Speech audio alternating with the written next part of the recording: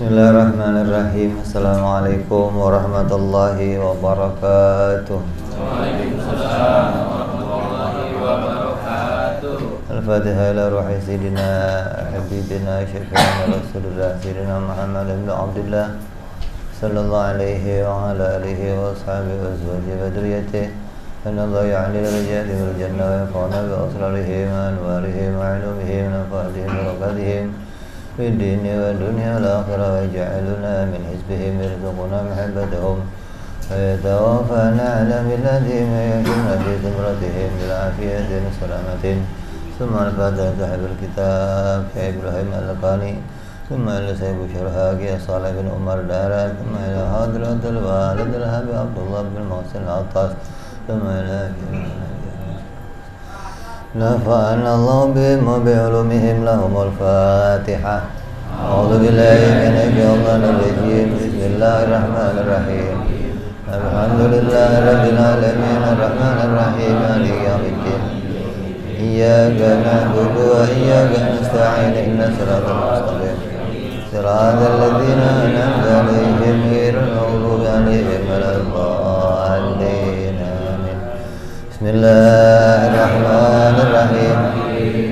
نويت تعلما وتعليما وتذكرا وتذكيرا والنفعا والانتفاعا والإفادة والاستفادة والحث على التمسك بكتاب الله وسنة رسول الله صلى الله عليه وسلم والدعاء إلى الهدى والدلالة على الخير ابتغاء مرضاته وقربه وثوابه وحسن الخاتمة مع اللطف والعافية وصلاح العاقبة. Bismillahirrahmanirrahim. Alhamdulillahirabbil alamin. Wassalatu wassalamu ala asyrafil anbiya'i wal mursalin Sayyidina wa habibina wa syafi'ina wa maulana Muhammadin wa ala alihi wa sahbihi ajma'in. Amma ba'du. Qala musanniful kitab rahimahullah nafa'ana bihi wa bi'ulumihi bid darain. Allahumma aftah qulubana futuhal arifin wa bihidmatika wansur alaina birahmatika ya arhamar rahimin. Ila anqal wa wajibun imanuna bil mauti wa yaqbidu ruhar rasulul mauti wa mayyitun bi umrihi man yuqtalu wa ghairu hadza batilun la yuqbalu.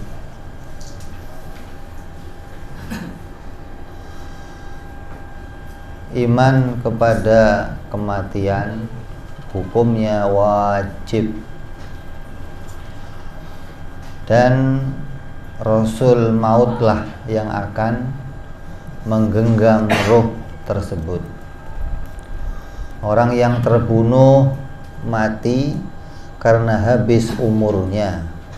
Pendapat selain ini dianggap batil dan tidak diterima.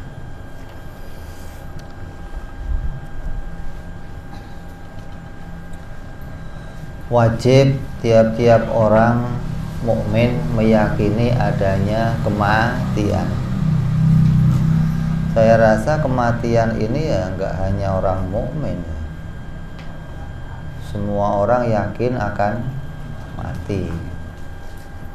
Artinya walaupun enggak ada satupun yang pernah ketemu sama malaikat maut, nggak ada yang pernah membuktikan kayak apa itu ruh, tapi semua yakin bahwa mereka akan mati.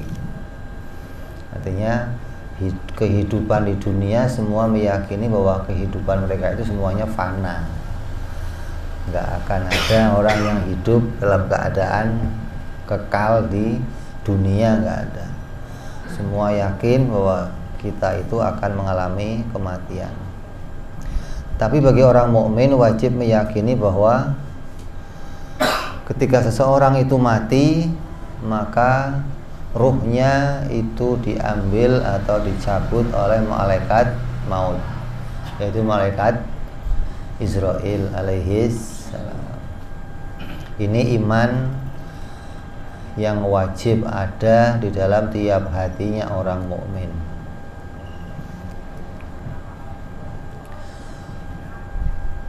Yang berbeda itu bukan tidak meyakini adanya mati, tapi yang berbeda matinya dicabut malaikat atau enggak, gitu loh bedanya. Nah, orang mukmin harus yakin bahwa setiap kematian pasti ruhnya diambil oleh malaikat, ruhnya pasti dicabut oleh malaikat.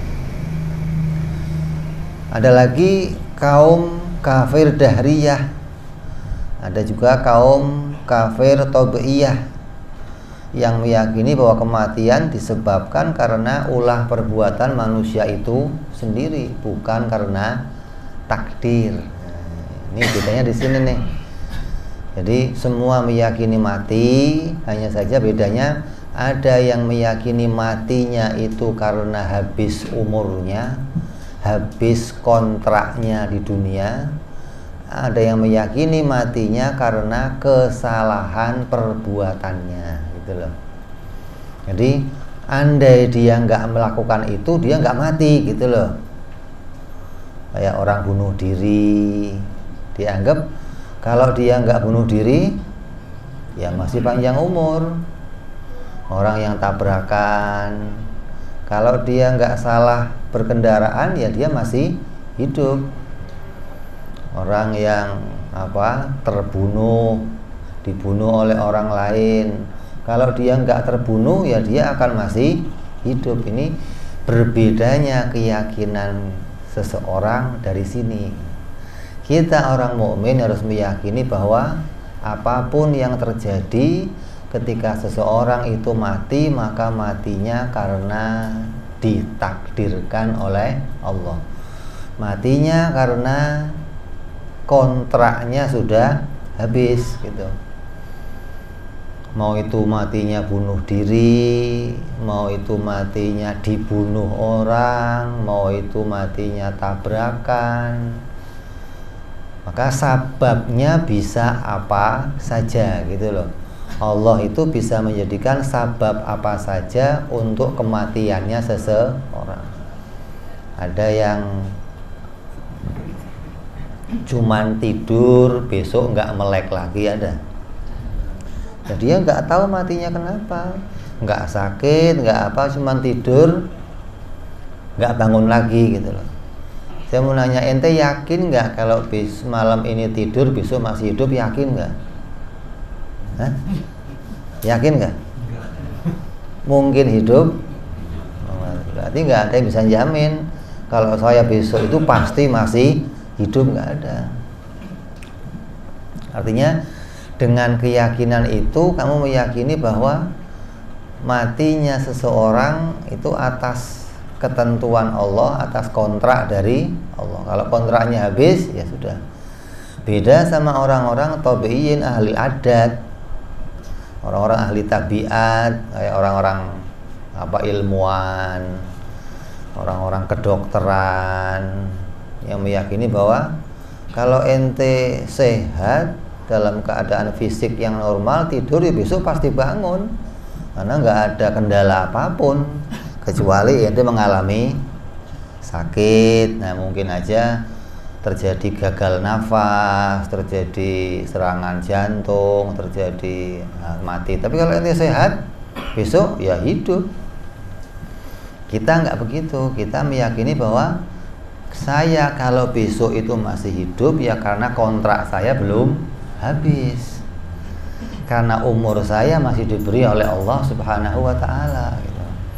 Nah, orang yang sudah kontraknya habis, mau dalam keadaan apapun ya mati. Nggak harus dia itu punya sakit, nggak harus dia terbunuh, nggak harus dia tertabrak, nggak harus. Artinya sabab itu bisa apa saja yang Allah jadikan, tanpa sabab pun boleh. Orang sakit kemudian mati, maka sakit ini jadi alamat, gitu loh. Maka orang yang sakit akan tahu bahwa ini bisa saja jadi alamat kematian. Kayak mendung lah, alamatnya mau hujan. Kamu tahu kalau mendung ini ya, ini akan habis ini akan ada hujan lah. Hikmahnya apa ada mendung? Ya siap-siap. Mak-mak ngangkatin jemuran. Ente yang masih di jalan ya berteduh minggir, siap-siap pakai jas hujan, siap-siap bawa payung. Ini hikmahnya ada mendung gitu. Nah, orang sakit begitu, hikmahnya ada orang dijadikan sakit, hikmahnya apa? Dia siap-siap tahu kalau sakit ini mungkin saja membawa pada kematian. Walaupun orang mati yang nggak harus sakit dulu, seperti hujan, tahu mendadak hujan boleh saja, tapi khawarik biasanya gitu loh. Nah, terang-terang tahu hujan ya boleh aja. Hah? Hujan orang mati gitu kan. Oh, namanya hujan orang mati.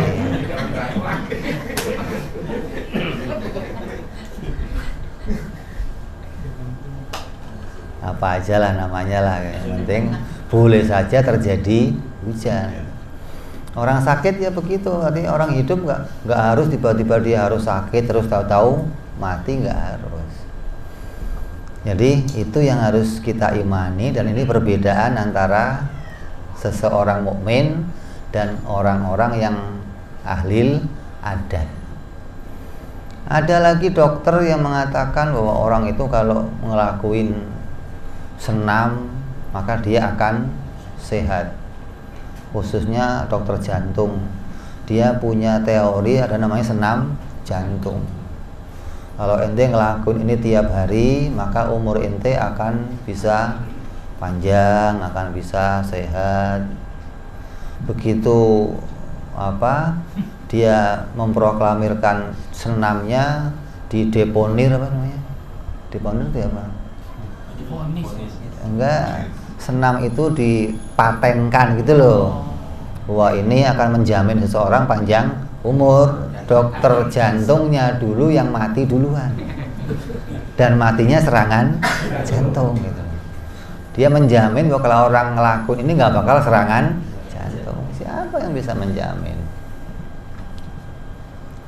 Jadi kita tetap meyakini pada apa yang diberitakan oleh Rasul Shallallahu Alaihi Wasallam bahwa seseorang akan mati ketika sudah jatahnya kontraknya di dunia ini habis. Makanya orang kalau sudah kontraknya habis itu tandanya apa? Tandanya apa? Alamatnya apa?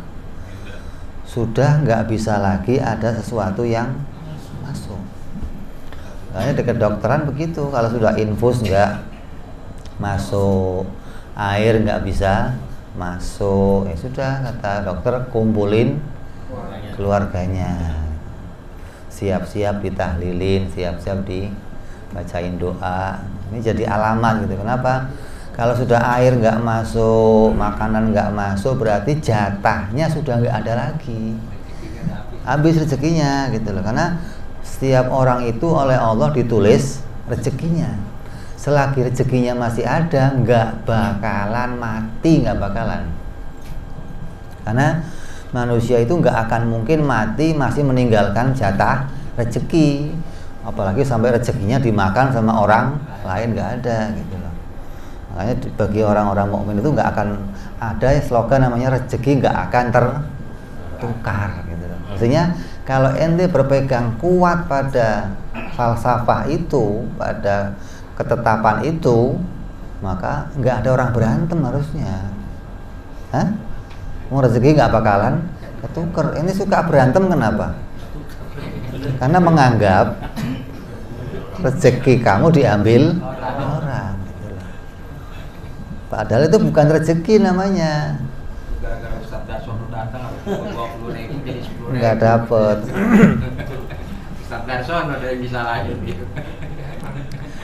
Emang katanya.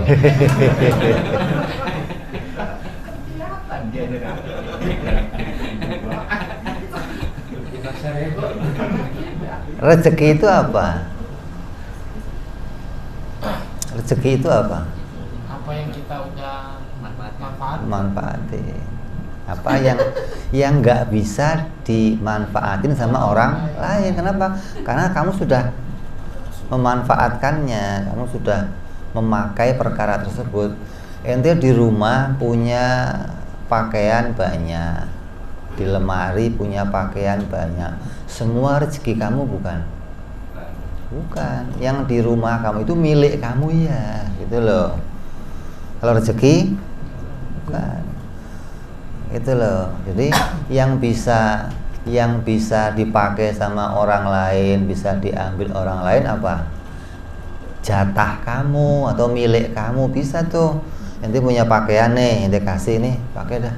Berarti milik kamu, jadi rezekinya orang lain, gitu maksudnya. Tapi kalau yang rezeki kamu nggak bisa diambil orang lain, nggak. Ada seorang mengatakan sama orang, ini ada makanan, ini rezekinya siapa? Yang diajak ngomong ini orang kasyaf, ini rezekinya ayam. Kata siapa? Rezeki saya dimakan. Nyangkut. Dia minum, dia apa enggak masuk.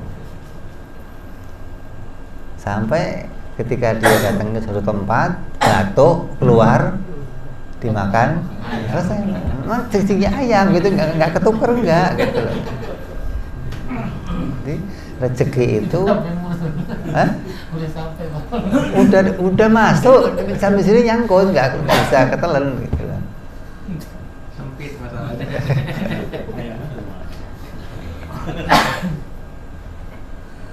Lah kita begitu, kita meyakini bahwa ketika jatah rezeki kita sudah habis, maka seseorang itu akan mati.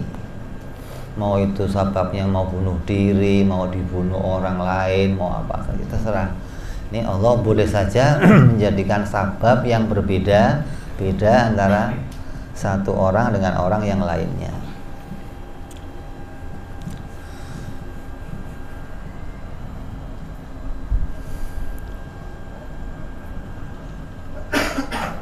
Nah, orang yang meyakini bahwa mati itu bukan karena malaikat, mati itu karena apa?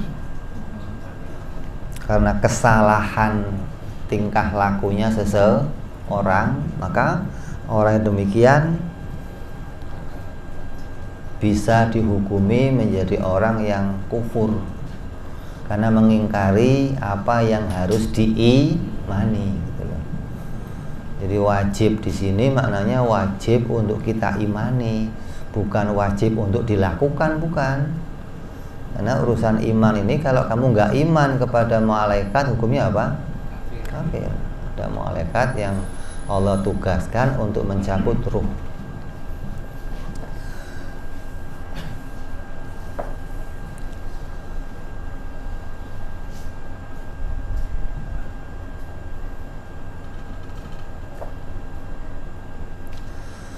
Terus setiap ruh akan mati. Ketika dia mati, maka dia akan dicabut oleh malaikat. Dan ruh itu sendiri nggak akan pernah mati. Yang disebut mati itu ya jasadnya. Ketika jasad terpisah dengan ruh, maka jasad menjadi disebut mati.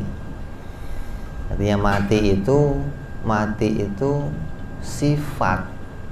Hidup juga sifat. Ketika seseorang itu mati, maknanya dia tidak ada lagi aktivitas. Nah, hidup itu apa? Hidup itu memungkinkan seseorang punya aktivitas. Kalau mati, tidak akan memungkinkan seseorang punya aktivitas.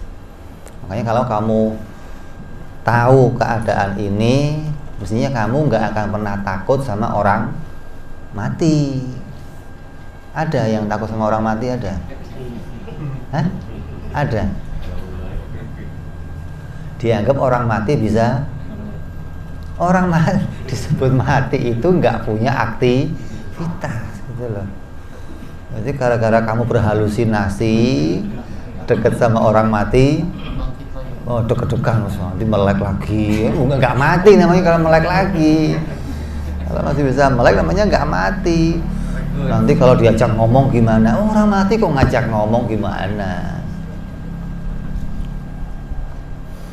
Jadi yang tidak akan pernah mati itu ruhnya. Kalau jasadnya, ketika jasad lepas dari ruh, maka jasad akan mati disebutnya. Artinya ruh itu menjadi apa? Penggeraknya jasad. Kalau nggak ada ruh, maka jasad sudah nggak bisa ngapa-ngapain lagi gitu loh. Sama dengan si ruh itu kalau nggak ada jasad juga nggak bisa ngapa-ngapain. Karena keduanya ini pasangan gitu loh. Dengan adanya jasad, ruh jadi bisa keluyuran, jalan ke sono, jalan kemari gitu loh. Lah, ketika nggak ada jasad, ruhnya diambil, ya ruh diem aja di situ sudah, tapi dia nggak mati, gitu loh. Jadi ada ruh kok gentayangan, nggak ada ruh gentayangan, nggak ada. Karena ruh itu butuh sama jasad, gitu loh. Makanya untuk bisa sholat, untuk bisa ibadah, untuk ya ruh ada jasadnya, maka ruh bisa sholat, bisa ngelakuin aktivitas. Kalau nggak ada jasadnya, ruh yang nggak ngapa-ngapain gitu loh. Begitupun jasad tanpa ruh ya nggak bisa ngapa-ngapain. Nah, ketika ruhnya diambil, jasadnya akan mati, tapi ruhnya nggak akan mati. Lah ruhnya kemana? Digenggam oleh malaikat dan ditempatkan oleh Allah di tempat yang khusus. Tempatnya para arwah. Orang mukmin akan punya tempat sendiri, orang kafir akan punya tempat sendiri.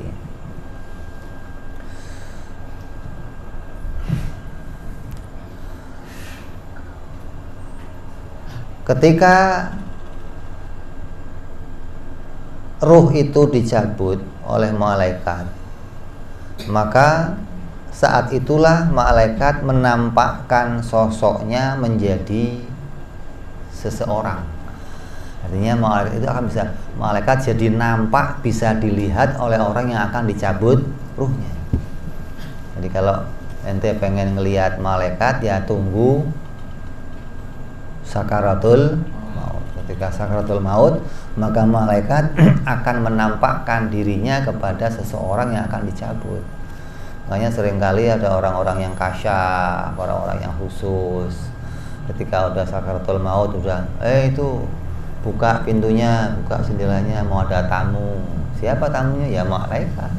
Jadi orang-orang yang sudah diberikan oleh Allah berita bahwa kontraknya akan mati tanggal sekian, kontraknya akan mati waktu ini. Ada nggak orang yang tahu, Bib? Ya boleh saja. Yang namanya waktunya mati itu sudah ditentukan. Kalau seseorang kok diberitakan, ya boleh saja. Atau orang lain yang akan mati, kamu dapat beritanya, ya boleh saja. Ini orang ini akan mati, orang ini akan begini, boleh saja. Kenapa? Karena semua itu sudah ada ketentuannya, bukan tebak-tebakan, bukan gitu loh. Kalau tebak-tebakan itu belum tentu, belum ada keputusannya. Malaikat yang datang kepada orang mukmin akan datang dalam rupa yang menyenangkan hatinya orang mukmin. Ketika dia akan dicabut, lihat malaikat, senang dia, gembira dia. Kenapa? Karena datang dalam rupa yang indah, rupa yang menyenangkan. Kemudian memberikan janji-janji yang indah, nggak usah takut. Kamu akan ditempatkan dengan keadaan yang baik, kamu akan diberikan oleh Allah kebaikan. Ini janji-janji ini, rupa yang baik, menyenangkan orang mukmin hingga dia mati dalam keadaan tenang. Ada yang senyum. Kenapa? Karena sudah diperlihatkan hal-hal yang indah, hal-hal yang menyenangkan. Beda sama orang yang matinya melotot, ada matinya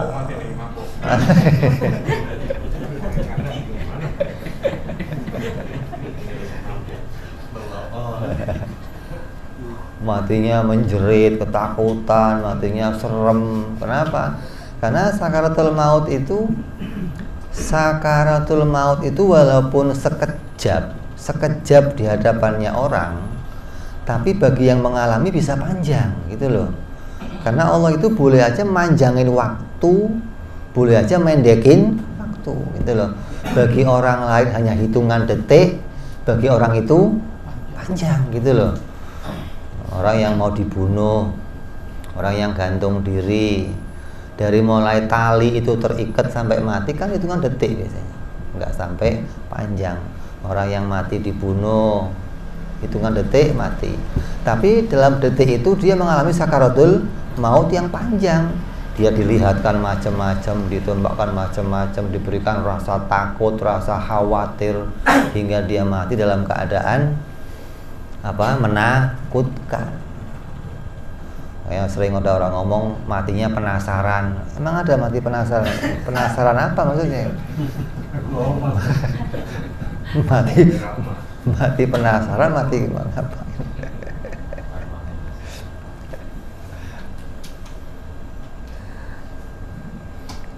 Jadi di dunianya saja sudah diberikan siksaan gitu loh.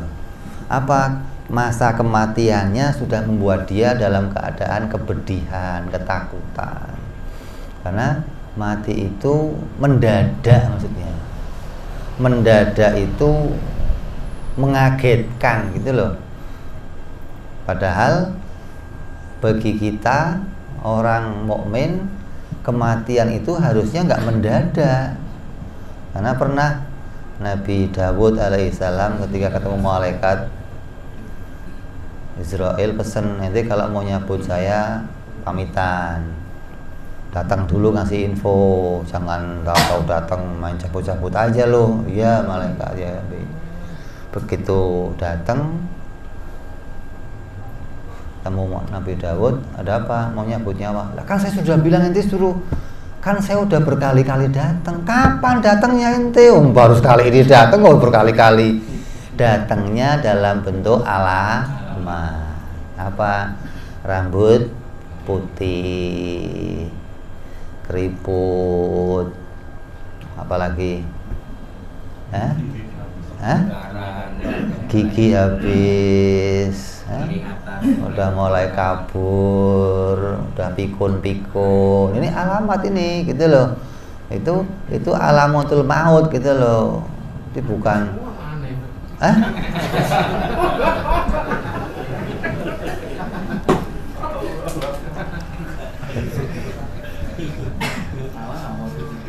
Tapi pikun mah belum masih jauh sur, padahal pikunnya belum sur. Kalau udah pikun itu yang repot sur itu. Itu kalau udah punya alamat kok nggak mati-mati, itu biar disumpahin nggak mati tuh. Biar disumpahin jadi doa amin gimana? Apalagi kalau nyumpahinnya habis ya Allah amin gitu. Ya mati-mati nggak ada. Kenapa? Karena dikasih kesempatan buat tobat. Panjangin lagi umur. Jadi kita ini diberi alamat kedatangan malaikat berkali-kali sebenarnya gitu loh. Jadi nggak ada tahu-tahu mendadak. Saya nggak tahu kalau mau mati. Sejak lahir kamu tahu akan mati. Orang yang tahu dirinya dihidupkan akan tahu dirinya dimatikan. Udah pasti begitu gitu loh. Sesuatu yang dihidupkan itu boleh saja dimatikan. Maka kita ini udah siap untuk mengalami kematian. Kenapa? Karena sudah diberitakan sebelumnya bahwa setiap yang hidup akan didatangkan oleh Allah sebuah kematian pada mereka. Hingga seharusnya tiap orang selalu punya persiapan. Dengan begini orang itu nggak akan menggampangkan, saya masih panjang umurnya, saya masih bisa hidup sampai nanti, saya masih. Makanya orang itu selalu menyangka bahwa saya akan kematian saya sudah dekat, kematian saya sudah hampir. Hingga dengan keyakinan seperti ini, seseorang akan terus melakukan kebaikan, seseorang akan terus mempersiapkan dirinya dalam persiapan kematian dalam keadaan baik. Kan yang digoda oleh setan itu begitu, masih panjang. Udah maksiat aja dulu gampang, nanti umur kamu masih berapa sih? Oh matinya. Iya begitu ngomong. Gampang, nanti kalau sudah mau mati baru taubat. Nanti kan nggak tahu kapan mau mati. Jadi setan itu selalu menggoda kita dalam keadaan demikian. Maka perkataan Syekh Ibrahim Al-Laqani mengatakan wayak bidu, dan menggenggam. Malaikat yang mengambil ruh itu menggenggam tiap-tiap ruh. Kata beliau, ruh itu adalah jauhar. Jauhar itu apa? Jauhar itu ya jirim, gitu loh.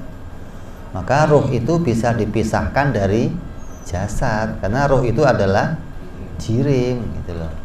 Jasad dan ruh itu dua-duanya jirim, maksudnya jirim yang dijadikan satu, gitu loh. Kayak inilah gelas sama tutupnya ini, atau gelas sama airnya, dua jirim namanya, bisa dipisahkan. Sebab jika bukan jauhar, kalau bukan jirim, tidak akan bisa dicabut dan dipegang, gitu loh. Yang bisa diambil, bisa dipegang itu ya pasti jirim. Adapun menurut pahamnya Ahlus Sunnah, sepakatnya ulama Ahlus Sunnah, ulama Ahlul Hadis, ulama Ahlul Fikih, ulama Sufi, bahwa ruh itu adalah jismun latif, gitu loh. Disebut jauhar itu maknanya jismun latif. Yang bersemayam atau yang menyatu di dalam jasad, sebagaimana merasuknya dan menyatunya air atau getah ke dalam kayu. Kayak gula yang menyatu dalam air lah, gitu loh. Ente nggak bisa melihat yang mana nih gulanya lagi ketika sudah menyatu. Tapi tetap di dalamnya ada gula, dan statusnya gula tetap sebagai jirim, nggak berubah jadi arot, enggak. Gula yang sudah dilarutkan ke dalam gelas, ke dalam air itu nggak berubah jadi arot, gitu loh. Oh gulanya udah nggak ada, tinggal manisnya. Manisnya nempel di mana? Di air, nggak bisa. Manis tetap nempel di gula, gitu loh. Karena gulanya sudah larut ke dalam air, maka airnya ikut manis. Jadi manisnya air karena ada si gula. Lah gula nempel di mana arotnya? Ya di si manis nempel di si gula, tetap begitu loh. Begitu pula ruh dan si jasad. Maka pendapat ini berbeda dengan pendapatnya orang-orang Mu'tazilah yang berpendapat bahwa ruh itu bukan jisim, juga bukan arot, tapi ruh itu adalah jauhar yang nempel pada tubuh, tidak ada di dalam dan tidak ada di luar. Ini pendapat yang repot, maksudnya jirim bukan, arot bukan, tapi ada dalam diri kita. Berarti ruh itu dianggap hanya sebagai apa? Ibaratun saja atau hal, gitu loh.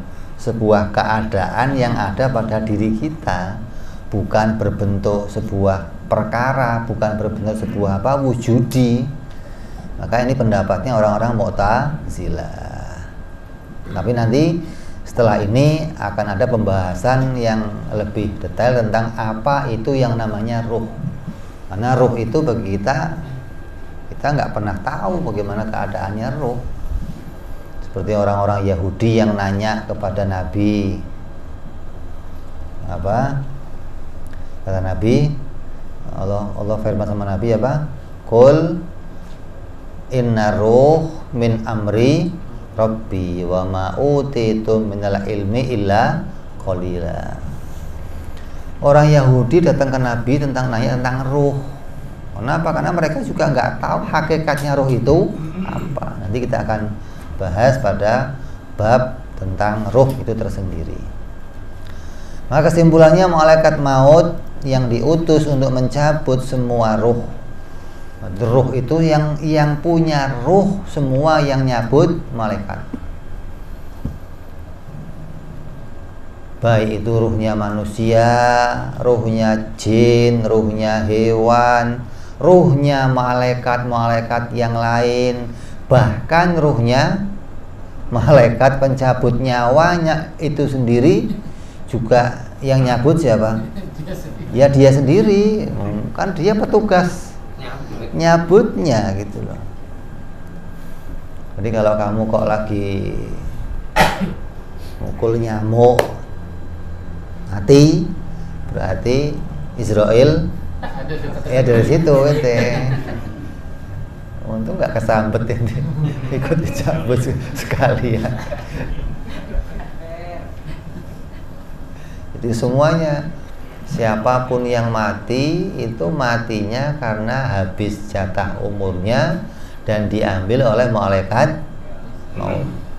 Nggak ada yang mati nggak sengaja, mati penasaran, mati bunuh diri, mati nggak ada. Atau lagi mati suri. Mati suri itu apa? Yang hidup lagi. Hidup lagi, ya bukan mati namanya. Koma ya. Koma atau berhenti jantungnya. Si ruh masih di situ karena malaikat nggak datang 2 kali, enggak. Malaikat datang cuma sekali, ambil selesai, nggak ada ambil segelas. Kalau berhenti detak jantung, maka orang menganggapnya mati gitu loh. Sedangkan mati kata agama bukan yang hanya berhenti detak jantung, tapi diambilnya ruh gitu loh. Ketika ruh sudah diambil berarti selesai.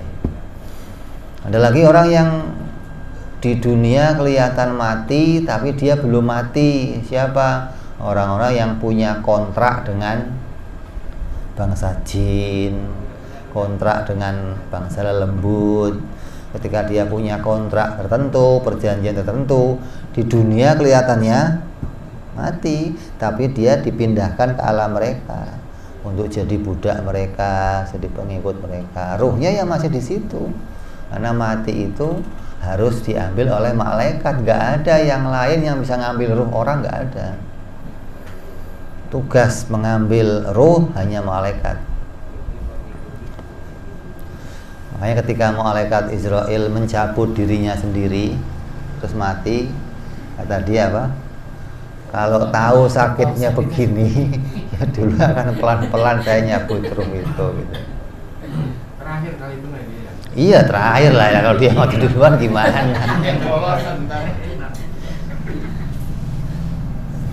Iblis kan juga minta tenggang waktu. Ya Allah jangan matikan saya sampai nanti hari kiamat. Kata Allah ya terserah Allah mematiinnya kapan. Sebelumnya apa? Setelahnya manusia dimatikan baru jin apa? Iblis dimatikan. Dalam riwayat matinya iblis itu ya mengenaskan, artinya dia ditimpakan sakit seperti sakitnya semua orang yang mati. Kalau ente punya rasa sakit mati itu satu, iblis ditimpakan semua rasa sakit yang ada. Maka faedahnya sebagaimana berita karena kematian itu adalah hal yang menyakitkan, akan menjadi puncak kesedihan, puncak kesusahan, maka hendaknya seorang mukmin bersungguh-sungguh melakukan amal kebaikan agar bisa menemui ajalnya saat melakukan amal kebaikan. Kalau saya pengen matinya husnul khotimah gimana Bib? Ya terus menerus melakukan kebaikan, karena sewaktu-waktu kamu mati berarti kamu sedang ada dalam kebaikan. Lah, ketika orang kok menggampangkan hal ini, kemudian saya mau maksiat sekali ini aja lah. Ini yang kadang menakutkan. Kalau kok sekali itu dia mati, berarti mati dalam keadaan su'ul khotimah gitu. Makanya orang itu disuruh menjaga diri, jangan gampang-gampang bercita-cita pengen ngelakuin maksiat, karena kita nggak tahu kapan umur kita akan tiba, dan cita-cita kita pengen matinya husnul khotimah. Untuk melaksanakan cita-cita itu senantiasa melakukan sebuah kebaikan terus menerus. Makanya ada resep dari ulama, ada resep, ada yang baca surat ini, baca surat ini. Tapi Syekh Ibrahim Kiai Soleh menetapkan dalam kitab Ibid, kata beliau dalam kitab tersebut dikatakan bahwa kalau seseorang setiap malam Jumat dia sholat sunnah setelah maghrib, kemudian baca surat Zalzalah, idza zulzilatil ardu zilzalaha sebanyak 17 kali, maka akan memudahkan terlepasnya ruh dan meringankan sakaratul maut. Ini resepnya dari para ulama berbeda-beda. Kemudian orang yang matinya terbunuh dan orang lain atau hewan semuanya mati karena telah datang ajalnya dan habis batas usianya. Adapun keyakinan selain ini maka batal. Keyakinan selain ini maka tidak diterima keyakinannya. Jadi wajib meyakini bahwa orang yang mati disebabkan sudah datang ajalnya atau batas usianya sudah selesai, walaupun kematiannya dalam keadaan apa saja, entah dibunuh atau bunuh diri atau tertabrak atau yang lainnya, maka itu menjadi batas waktu kehidupannya di dunia. Oh, ini kalau nggak mati kalau nggak bunuh diri masih hidup, nggak bisa. Artinya jatahnya lagi nggak ada lagi sudah. Kita harus meyakini demikian. Orang lain menilai secara hukum adat memang kalau nggak mati ya akan bisa hidup, secara adat begitu. Tapi secara hukum syar'i, orang yang sudah jadwalnya dia mati, tetap dia nggak akan bisa dimundurkan atau dimajukan. Dalam Quran Allah berfirman la yastaqdimuna sa'atan wala yastaqirun. Tidak akan bisa dimajukan sedetik pun, nggak bisa dimundurkan sedetik pun. Tapi ada kan Bib, orang yang mau mati terus diundur, mati diundur, mati diundur. Iya, itu kalau masih tulisannya di Lauhil Mahfuz. Tapi jatahnya mati yang sudah di ilmunya Allah, ya nggak bisa mundur lagi. Kalau jatahnya mati yang masih ditulis di Lauhil Mahfuz mungkin bisa mundur, karena Lauhil Mahfuz sesuatu yang bisa saja berubah. Tapi ilmunya Allah nggak berubah. Kalau orang yang mati dengan sebuah amal kebaikan bisa mundur, kayak dia silaturahmi, panjang umur, dia bersedekah, panjang umur, dia ngelakuin kebaikan, panjang umur. Ketika orang kok ngelakuin itu terus lah, kapan matinya nanti? Nggak mati-mati dong kalau begitu. Tapi kan nggak demikian. Walaupun dia ngelakuin kebaikan, ngelakuin suatu amal, ngelakuin silaturahmi, ketika di ilmunya Allah jatah umurnya tertentu, ya sudah nggak akan bisa maju, nggak akan bisa mundur, karena ilmunya Allah tidak mengalami perubahan. Sebab tidak ada seorang pun yang bisa mempercepat ajalnya atau memperlambat ajalnya. Makanya kata Nabi udah ente nggak usah takut mati. Ini pesan Nabi nih kalau sama sahabat-sahabatnya, ente mau kemana saja, mau perang, Kalau Allah belum ngasih jadwal mati, nggak ada satupun yang bisa bunuh ente, nggak bisa. Orang cuma ente awas ente anak bunuh ente mati ente, nggak bisa. Ente mau dibacok kayak pun nggak bakalan mati, nggak. Mau nyoba? Hah? Kalau mau coba? Kalau mati, ya ajal mati. Kalau belum mati, berarti belum ajal.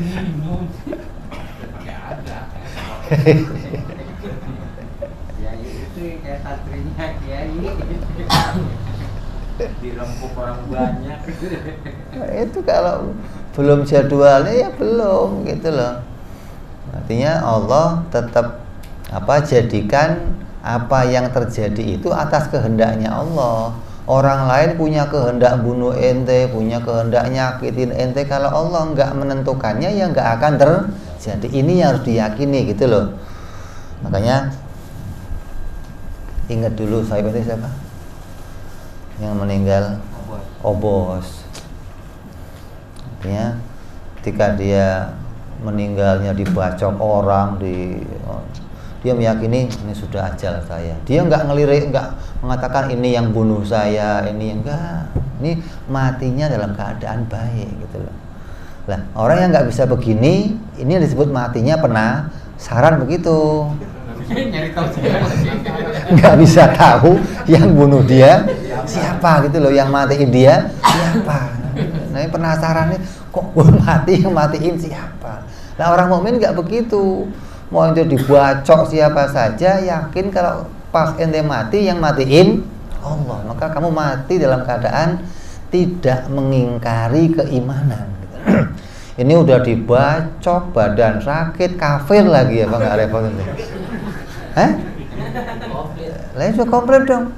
Udah badan dibacok, sakit, menganggap yang bunuh dia, yang matiin dia.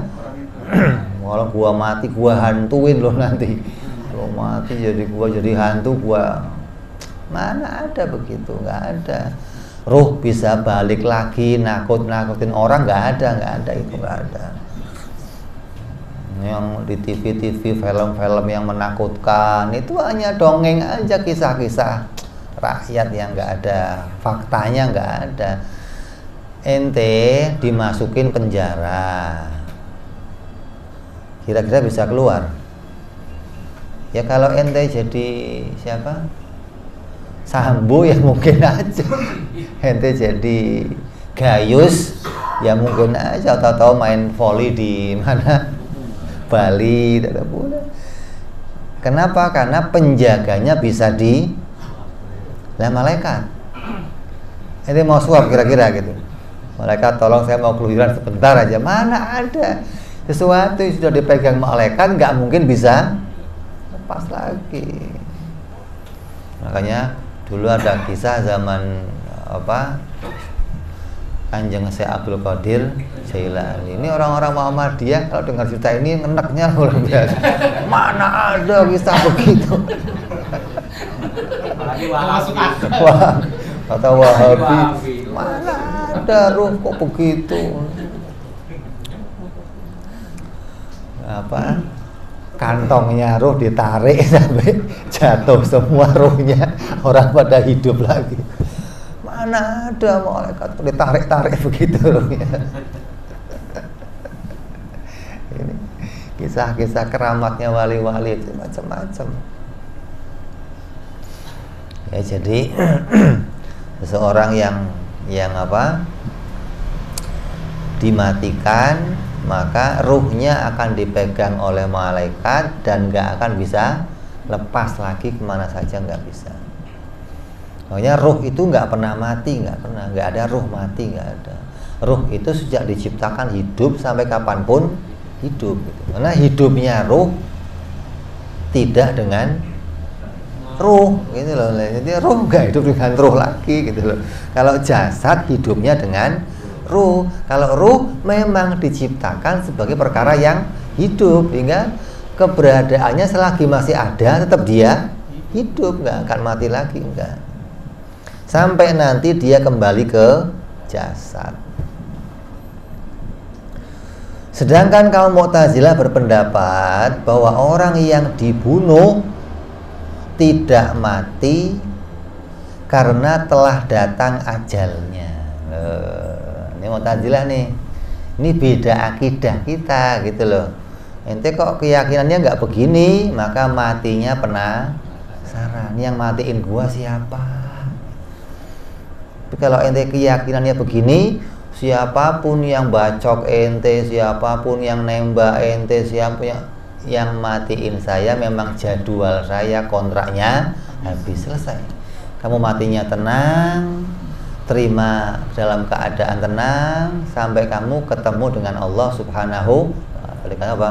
Ya ayatuhan nafsul mutmainnah irji'i ila rabbiki radiyatan mardiyah wadkhuli fi ibadi wadkhuli jannati. Orang yang matinya tahu dalam keadaan ketika saya mati memang jatah saya habis, sehingga mati nggak punya dendam kepada siapapun gitu loh.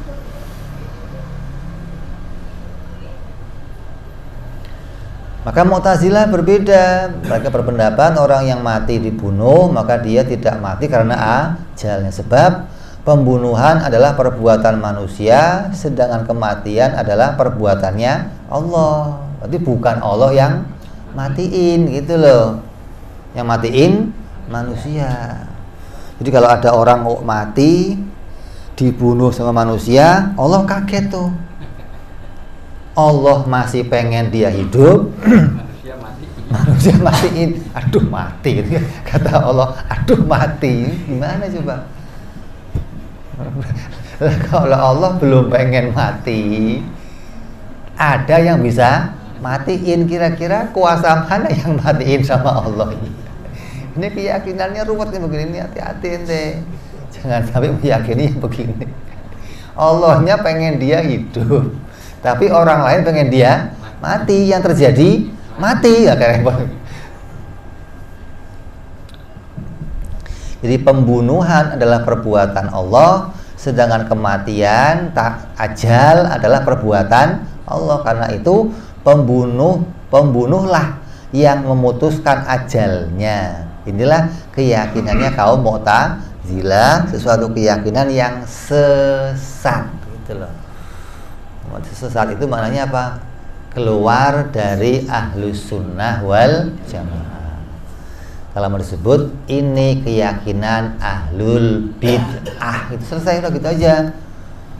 Kalau kamu kok nggak meyakini begini, maka keyakinan selain ini ahlul bid'ah. Kenapa? Keluar dari apa yang menjadi kesepakatan ahlus sunnah wal jamaah. Dengan keyakinan ini kamu selamat. Dengan keyakinan ini kamu akan sesuai dengan apa yang diperintahkan oleh Allah dan para rasul. Dengan keyakinan ini kamu akan bisa mati dalam keadaan husnul khotimah, mati dalam keadaan tenang, tentram, karena akan tahu bahwa yang menjadikan kematian kita adalah Allah Subhanahu wa ta'ala. Ini yang harus kita meyakininya. Masya Allah. Yang akan datang kita akan bahas lagi tentang apa itu yang namanya ruh dan bagaimana tentang ruh. Kita akan bahas pada pembahasan yang akan datang insya Allah. Wallahu a'lam bishawab. Ila hadratin Nabil Fatihah. A'udzu billahi minasyaitonir rajim. Bismillahirrahmanirrahim. Alhamdulillahi rabbil alamin arrahmanir rahim maliki yaumiddin iyyaka na'budu wa iyyaka nasta'in ihdinas siratal mustaqim siratal ladzina an'amta 'alaihim ghairil maghdubi 'alaihim waladdallin amin. Ya rabbana tarabna bi anana tarabna wa anana asrabna 'ala radha Fatub alaina taubat Tarsir likulli hawbat Wastur lana aurati Wa amin irawati Waghfir liwalidina Rabbi wa mauludina Wal ali wal inwani Wasairil hilani Wa kulli dhi mahabbah Au jiratin au sohbah والمسلمين أجمعين ربي اسمع فضلا وجودا منا لا باكتساب منا بالمصطفى رسولنا الله كل سولي صلى وسلم ربي عليه أنت الحبي وآله وصحبي عدد قوسي سحبي والحمد لله في البدر والتناهي رب العزة ما يصفون وسلام على المرسلين الحمد لله رب العالمين. Assalamualaikum warahmatullahi wabarakatuh.